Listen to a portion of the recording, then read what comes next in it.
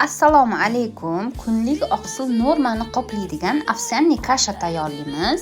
Birinchi navbatda 100 ml sut, 100 ml suv quyib, idishga qaynatishga qo'yamiz. Qaynab chiqqandan keyin afsankani solib, yaxshilab aralashtirib, afsanka qaynab chiqqandan keyin tuz solib, olovni pasaytirib, ustini yopib qo'yamiz. Ko'pirib afsankani kraxmali va sutni qaymog'i ikkalasi kastrulni chekasiga va qopqog'iga yopishib chiqqandan keyin tozalab, yana past olovga 10 minutga qaynatishga qo'yamiz. 10 minutdan keyin tuxum oqini oz-ozdan solib, tinmay aralashtirib turamiz.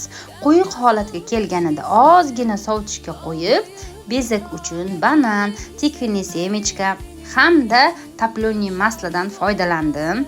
Siz ham tayyorlab ko'ring, yoqimli ishtaha.